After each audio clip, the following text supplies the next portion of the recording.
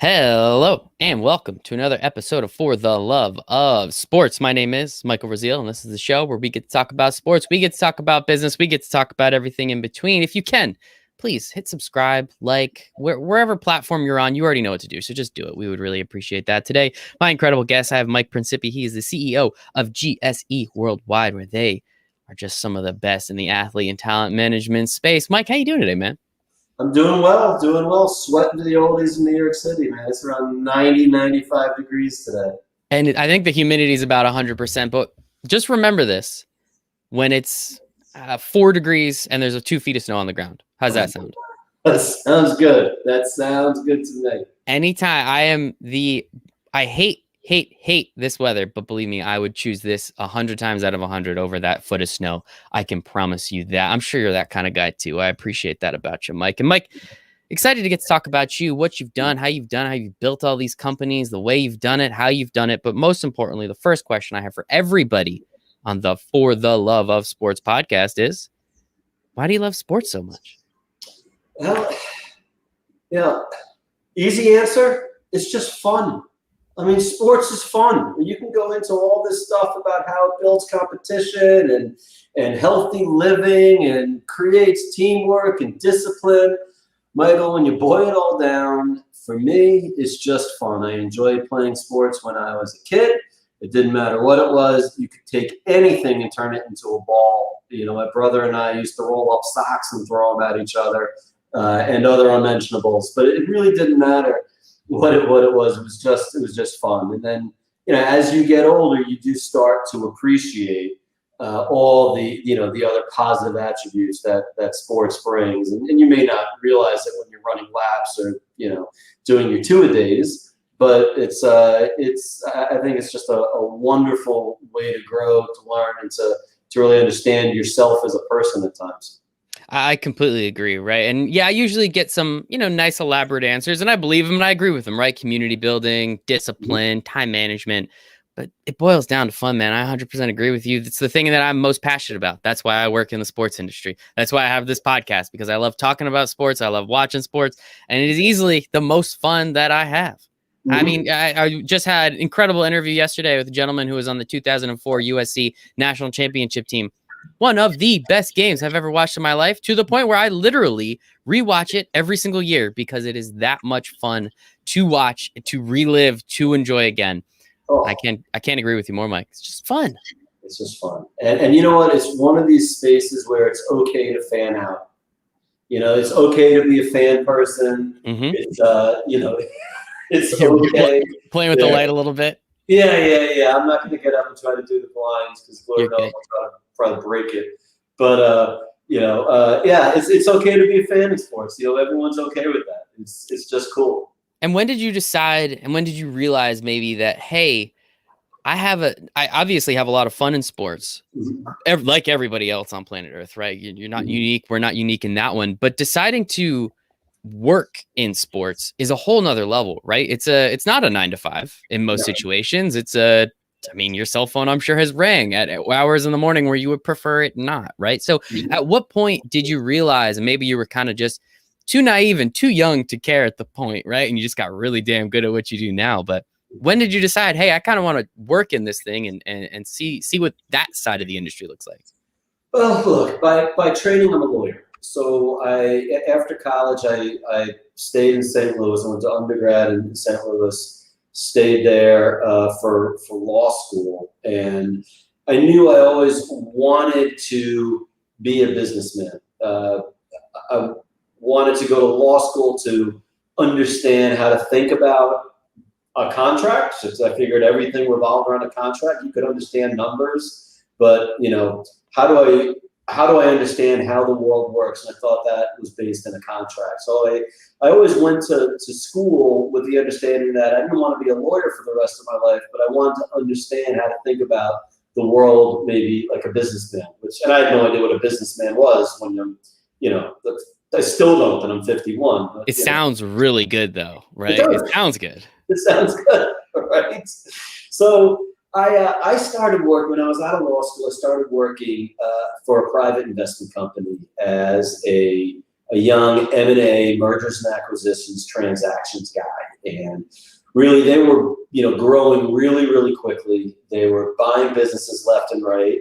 And they needed a young person that they could pay next to nothing and work like a horse, and I was that guy that said, okay, I did some research on this group. They had a media and entertainment focus, which I thought was interesting. It wasn't sports, but, it was more interesting than the average bear. So I took a shot with these folks and actually took a very low salary to try to prove myself, and we can talk about later. And when I first started working for them, I was buying and selling radio stations, which was okay, but I got to meet some DJs, which was always fun. Cousin Brucey, for some of the older members of your audience. Yeah, Cousin Brucey he was an oldies guy in WCBS FM. Okay. Yeah. And after we disposed of all the radio stations, my chairman, this gentleman, Robert Sillerman, started buying live entertainment assets. And he started buying concert promoters and theatrical producers and anything live entertainment, family entertainment, Disney on Ice, Barney on Ice, those kind of things. And then he had in his mind to start adding sports assets, thinking it's all live entertainment. And he looked around and he saw this 28-year-old kid who didn't have much experience but was very eager, and said, look, Mike, you're going to do the M&A for the sports piece. And I think his understanding was, look, it's going to be the smallest part of the business, so I'll give it to the kid. If he screws it up, it won't be good, but it won't be an abject disaster, right? We'll still focus on everything else. And, maybe because I like sports to begin with, I was drawn to it. I wanted to do a bit more than maybe I was tasked with doing. And as soon as I started getting my teeth into it, just doing due diligence, reviewing player contracts, that's when I started thinking, wow, this is pretty interesting. I can get, I got pretty fortunate that I had this job. I can get into this long term. And that was almost 25 years ago. And here you are. You finally made it. You're on the podcast, Mike. So kudos and congratulations to you, right? For the love of sports, Michael. I've been waiting 25 years. You finally did it, man. Congratulations. Kudos to you. And I also want to say thank you for the Yogi Bear reference. I think that might have kind of went under people, but I got you. Thank you. That's what I'm here for. So I think it's really interesting, right? Because I look up a lot of the stuff online and it's all about, this business that he built in athlete management and representation, and this business he built in athlete and management representation. You're a lawyer by trade, as you said, so you can understand these contracts. You know what you're looking at, but you're not actually an agent. And I hope that didn't come out as some kind of negative. You're more the guy that, I don't want to say pulls the strings in the background, but you seem like the most important of all the people, right? You're the CEO of these companies. You're bringing them together. When did you, and I guess why did you, as you were talking about, you're putting together all these live sports assets, what clicked in your brain that said assets are cool, but why don't we get the players? Why don't we put the players together? And the easiest way to do that is to buy up all these agencies and to put them together. Where did that click? Because I'm sure there was other routes and avenues you were looking at, right? There was, and there still is. Okay. And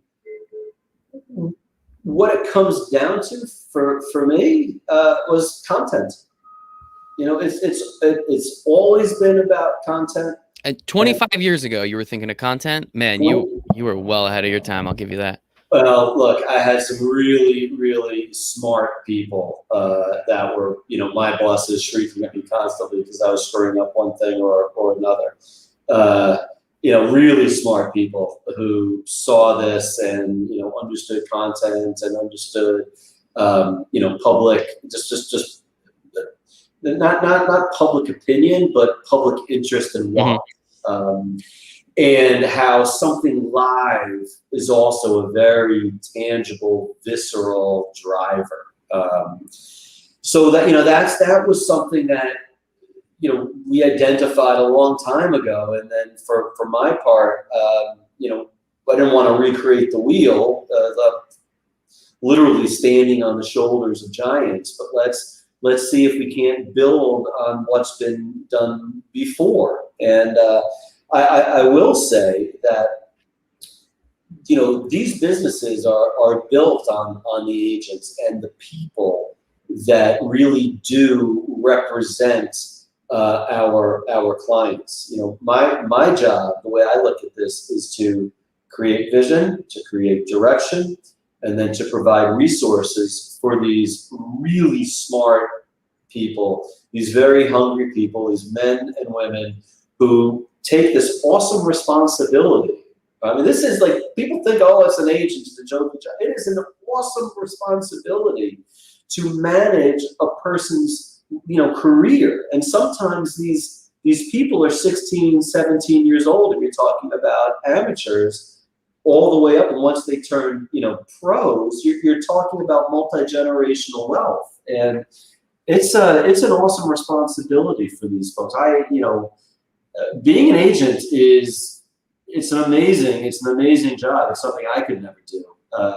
And I'm just fortunate to be around all these fantastic people who are really good at it. And how do you lead that group of people? Right. I think that's a really important thing too, because usually, you know, 9 times out of 10, let's say it's an agent. He gets really damn good at his job. He gets a couple agents underneath him. He goes to the top, and then he has a whole business. And you can kind of look to him for support. Not that you can't look to you for support. You've done enough business dealings, I'm sure. But do you know what I mean? I'm kind of like all these agents want to look up to the big wig agent, but it's not just you at the top. But it's this guy who's kind of never done their job and can't quite totally feel out what they're doing. So how do you lead that group of people to, again, what the, you know, the mission and what you guys are trying to accomplish? But you've got to, my first thing is you always have to create a vision, and you have to have a strategy. People want to know what the deal is. They want to know, hey, is this ship being run by a captain? Is there a vision? Is there a strategy? Is there a course? Okay, then let's make sure everybody understands what the vision is, what their role is in getting there, mine included. And then, are we going to have the resources and tools to get there? So first thing is just really creating the vision and getting people to buy in. The second thing, which is super important, is creating a value proposition in favor of the agents. We like to call it arrows and quivers, right? We want to put arrows in our agents' quivers. We want to give them as many tools as possible to be the best recruiters, the best retainers, the best negotiators, the best servicers, the best signers, the best working with the moms and dads and families, you know, being the best marketers. It doesn't matter. So I have to create, and the company has to create an environment where the agents can survive, and not just survive, but succeed. I think that's, yeah. No. I'm sorry. I didn't mean to cut you off. No, it's we get those two things right, the right vision, and then we give them the right tools. Everyone knows what they're supposed to do, and they know that the resource is there. Then we're off to the races. The third piece, which is critical, is creating a culture. Yeah, if you have too many Jerry Maguires, all little Jerry Maguire land, you know, all saying, show me the money, but not talking to anyone else, like meerkats popping up and down, you're gonna run into trouble. So just because this is a very competitive space, you know, doesn't mean you still can't be a family. And this is a term that we use, which has, you know, only, I don't think it 1/1,000,000th of, you know, will even scratch the surface of what, you know, real folks who have gone through this have thought. But we like to, you know, create an atmosphere being foxhole ways. And, you know, fortunately, I haven't experienced, you know, the horrors of war, but the concept of being in a hole with somebody and knowing that if I'm looking forward and someone's back is against my back, I don't have to worry about anything. My buddy's got me covered. And that is a huge piece of our culture, is creating this foxhole buddy culture. I'm going to do my job. I'm going to trust you that you're going to do your job. You're going to trust me that I'm going to do my job. And if I need your help, you're there for me regardless. And if you need my help, I'm going to be there for you regardless, whether it's, the person sitting at the top of the hill or somebody that's, delivering mail to the offices. Everybody's in the same boat together. Everybody has a part to play in this. So it's critical for us to do that. And I think a funny thing about culture, right, is the best cultures are winning cultures. Yep. Right? You don't create like there's no team that's a losing team. Like the Browns never had a culture, and now they can kind of say that since they started to win, Baker's created a culture, blah blah blah, that kind of thing. So I guess what is it? How do you you could say all these things, you could do all these things, and that's great. But how do you actually create those wins? How do you actually get those agents the best opportunities in the market, get them the best opportunities in front of parents, become the best signers and deal creators? How do you actually do that part of it? And again, don't give us all the special sauce. Where's the fun in that? But what do you actually do to give them that content and those quivers, as you put it? Sure, it's two things. One, get the right people. Everybody says, "Oh, I always bring people smarter than me around." Like I want to. That's an easy one. Boss. Okay, right. But there's something to it. A cliche is a cliche for a reason. So one, do get super smart people around who have done this before, or if they haven't done this before, project all the right attributes.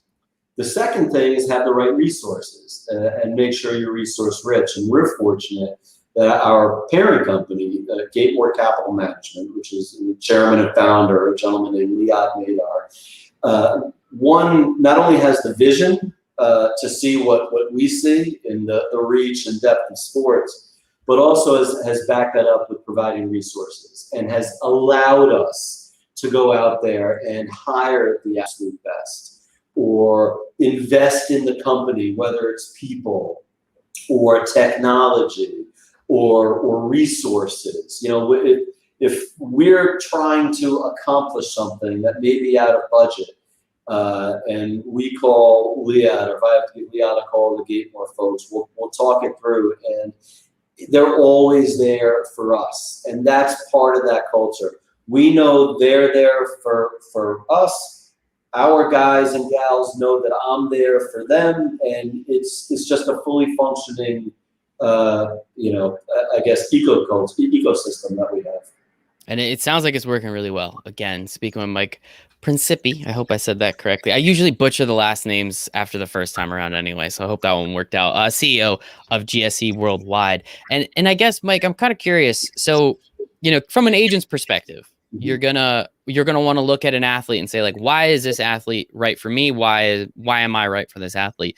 So I guess from your perspective, it's completely different, but still kind of similar. Like, what is it about a particular agency that you look at that says, I like the people there, I like the athletes they have under contract, I like the way they do their marketing, it's unique? What are you looking at that says, okay, I want to go out, I want to merge with or acquire this company, bring them into the fold, and then continue to lead them because I think we can do better than what they're currently doing?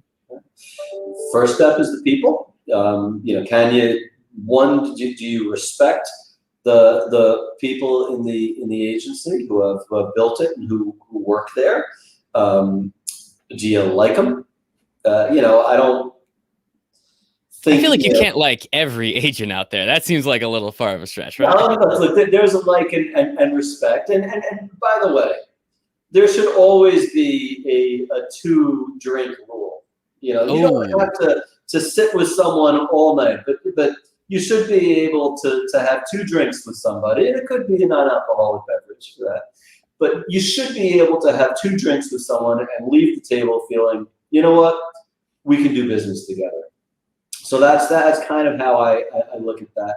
But a big piece also is look at the client roster, and sometimes look at and it's not necessarily this is an amazing client roster. They have all these all-pros or all these all-stars or legends or Hall of Famers. It's a lot of times it's, how long have the clients been with this agency?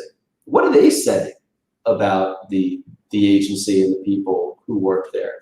And you get a real sense of the quality of a group of people a lot by the people that they represent. Yeah, I think it's, I mean, it usually comes down, I'm a big Gary Vee fan, right? And he always talks about, betting on people. Everybody's got $1 million idea, right? Like we could probably come up with 100 right here in the next 15 minutes, but it's the people and it's the opportunity and the ability to execute their network. What they're doing are they just talking or are they actually doing stuff behind the scenes too, which I think is really important. And I think it's just really interesting. I guess what was your first I think I'm good at this. Like, when was that moment to be like, oh, I can actually, all right, I put this guy and I grab these guys over here and this little team here, this is kind of cool. We're doing some good stuff. Yeah, look, your life is punctuated by little moments which you may realize at the time or not realize at the time. When I first started, one of the moments where I realized, yeah, I can do this. I'm pretty good at this. It was my first deal I ever did, and it was during the summer, and this was 1998, so cell phones weren't really that great. Okay, only a couple years ago. You're good. Just a couple.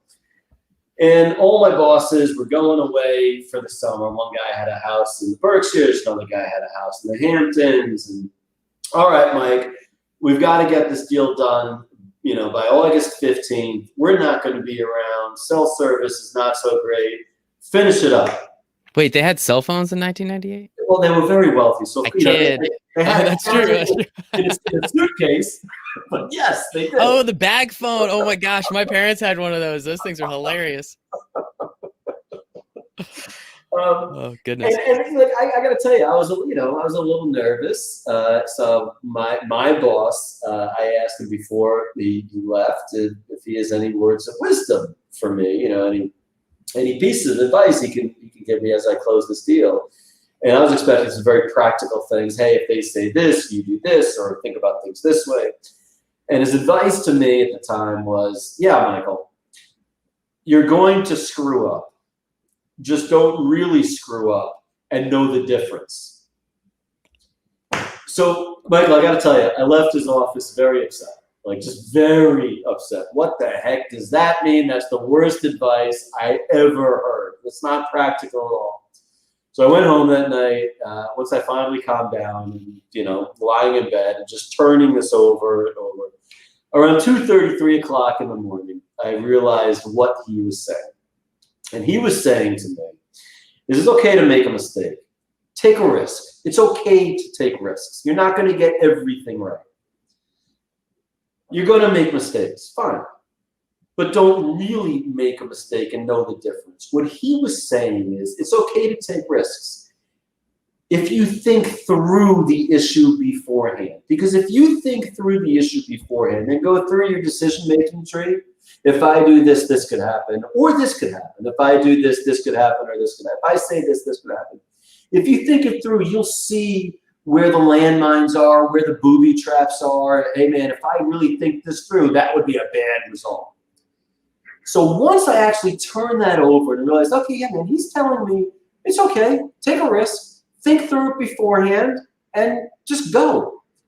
It just, at that time, Michael, it just clicked for me. And I went from being, a younger person who was scared of making mistakes and just wanted to be perfect and didn't want to upset the boss because I didn't know what I was doing. I was way over my head. Once that clicked, I got this. It gave me a blueprint going forward. And that really, really helped as a gateway for me in the next stuff that I did, which was starting to do all these deals. So I closed that one. I was good at it. We closed it. They gave me more responsibility. I took more responsibility. And then to lead into your question, because I'm getting there, I'm going to land the plane for you, Michael. I'll get there eventually. You're doing great. All right. Doing great. All right. Is after, and this is also when I was pretty young. I mean, I was maybe 29 or 30 or so. We would buy all these businesses, but then we would go on to the next deal. And I was getting frustrated that I had to spend 3, 4, 6, 9, 12 months working with a company, understanding the business, doing the due diligence, negotiating with everybody. And then I was tasked with going on to the next deal. Well, we just bought this company. We've got 4 other businesses. someone's got to integrate these things. We've got to start putting them together. So, again, I probably did more than I should have or was expected to do, and started operating these things weirdly and integrating them. I had no responsibility to do so. I wasn't tasked with doing so.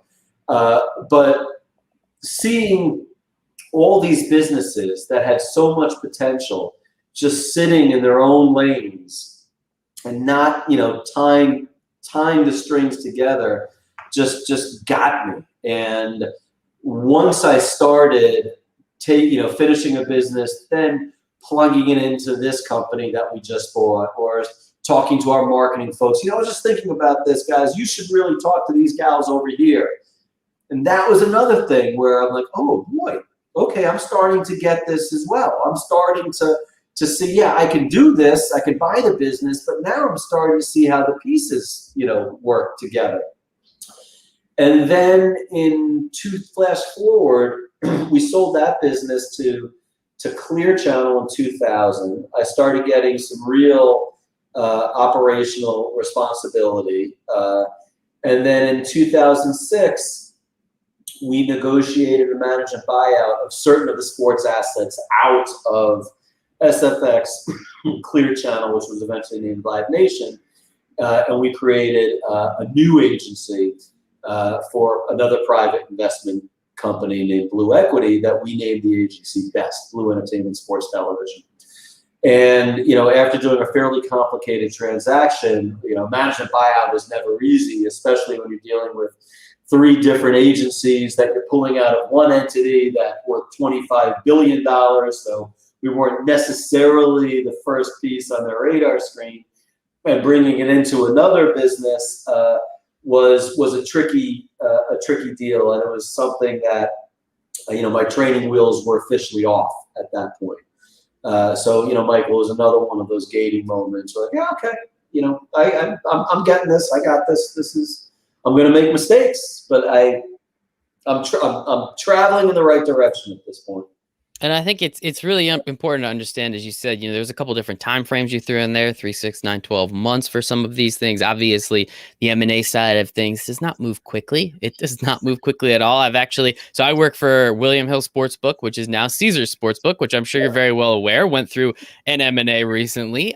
So that was a lot of fun. Still kind of going through it, honestly, just from the operational side, just figuring out what everyone's day-to-day is. Who do I talk to now? Where do I ask this question? So all that stuff does take a really long time. And I'm literally all the way on the bottom of the food chain. So people don't really, they care about me, of course, great company to work for, but they don't really care about me. If I have a dumb question, just figure it out somewhere else, guys. So it's been a lot of fun, and it takes a long time. And I guess I'm kind of curious, especially from like the agency side of things. You brought up Jerry Maguire before, relatively cutthroat. Right. There's so many people that after I actually did a little research again for the book, Winning in Sports Business, it's free. Check out the show notes. You can get it for free. It's fine. With that particularly, there's so much backstabbing. There's so many people that are just looking to climb over dead bodies to get to the top, and their sweet suits and their slick back hair, right? I'm sure you've met a lot of agents that are like that. I'm sure you've had a couple drinks with them and decided, man, this is not the person for me. How do you integrate that type of business where it's, even within the agency, we might be competing for the same guy because we want to get that signing contract and we want to get that like, how do you integrate that kind of stuff when not mortal enemies? That's a little dramatic, right? But like, how do you get them all on the same team and say like, no, now we're all working together, guys. Come on. Well, look, those are some of the lessons. I mean, when we first started doing this, my boss had us literally acquire everything in the world. At one point we had 3 different baseball agencies and 2 different basketball agencies and a figure skating agency. Who would have thunk? But there was a figure skating agency. And it was more at the time about acquiring EBITDA or earnings, acquiring profit, and less about integration. It was a classic, let's buy it at one price and sell it at a much higher price. Okay. It happened to work at the time, but it's really something that we look at now is we're going to bring groups together. They have got to like each other. We're not going to stick mortal enemies in the same house together. Take it one step further, then the key is, again, do you have the right people around you? So the president of our agency is a gentleman named Andrew Whitley. Andrew has been, he started as a golf agent about 25 years ago, and he started representing Jim Furyk when Jim was just starting. 25 years later, Andrew now runs our, literally he runs the agency as the president of all the agents. He's really good at what he does. He's good at bringing people together. He has run, his agency. We acquired his agency in 2011, which had 5 principals and, about 5 or 10 other people there. He's always run a golf group.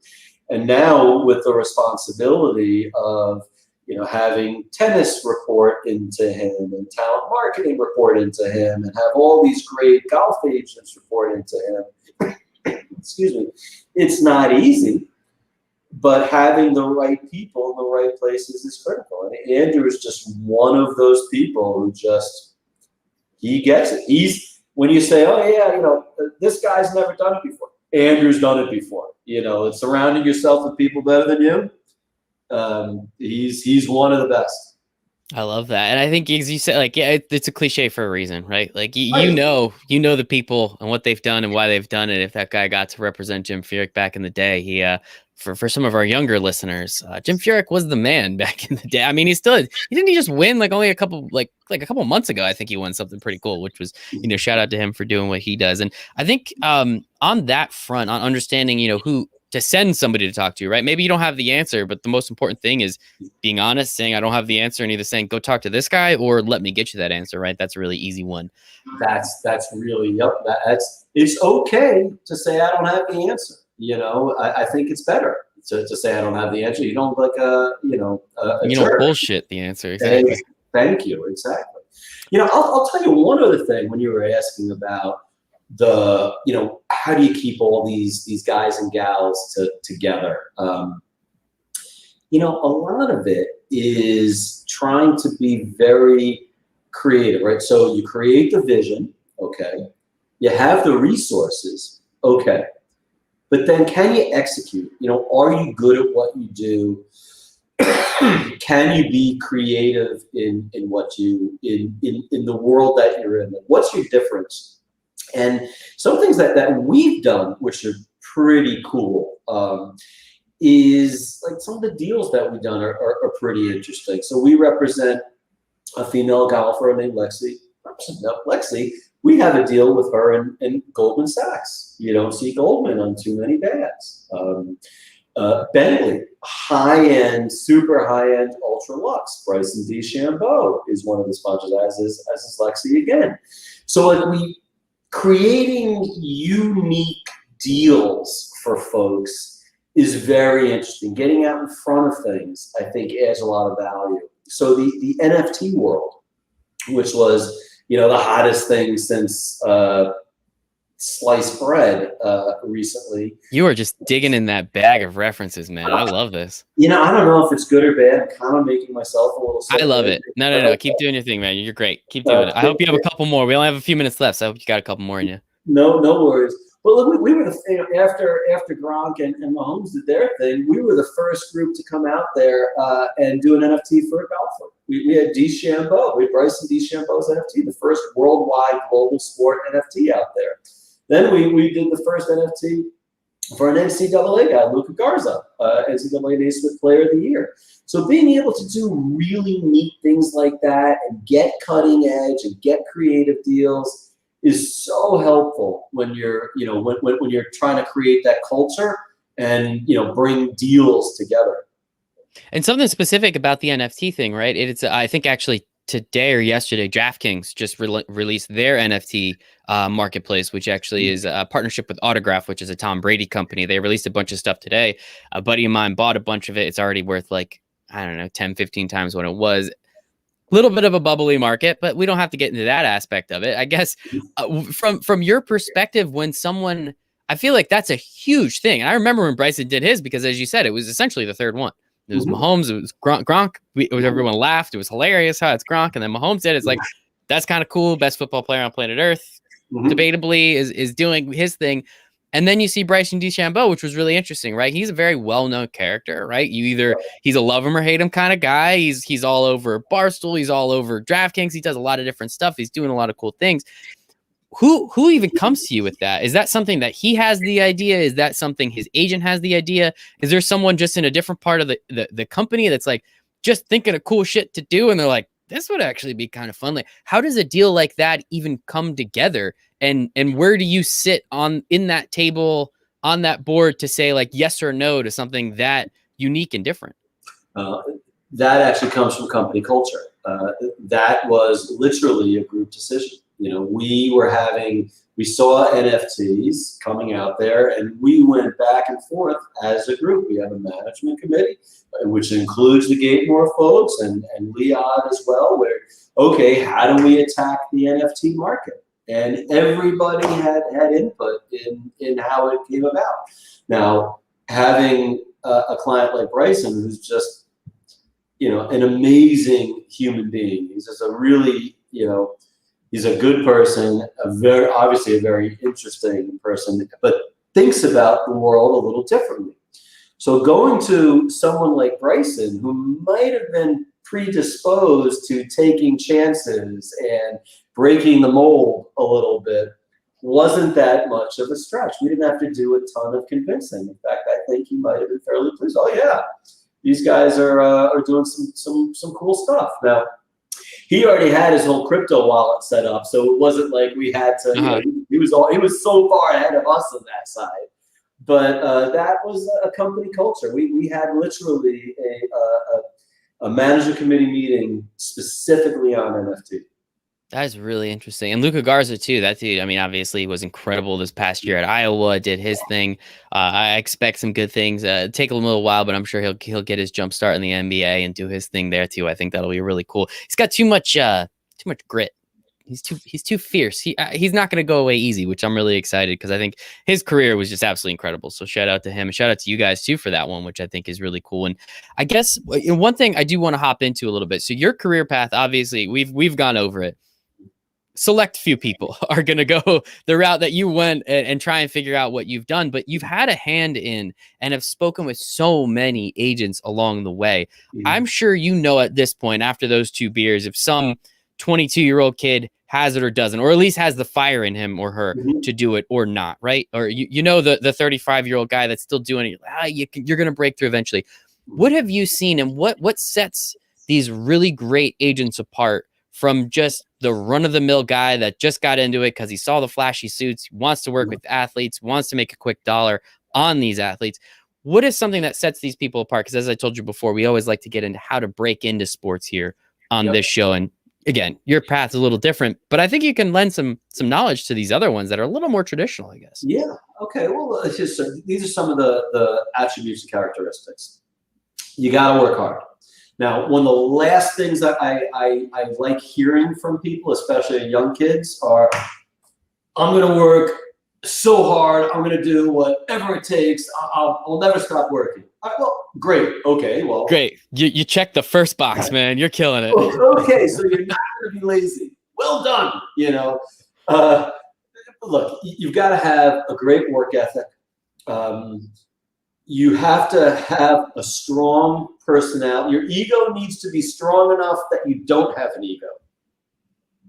If that makes any sense. Kind of. I see where you're going from, yeah. Right? I mean, if you're going to be representing people, you're going to have to pick up the phone at 2 o'clock in the morning. You may have to, you know, your time may not be your own.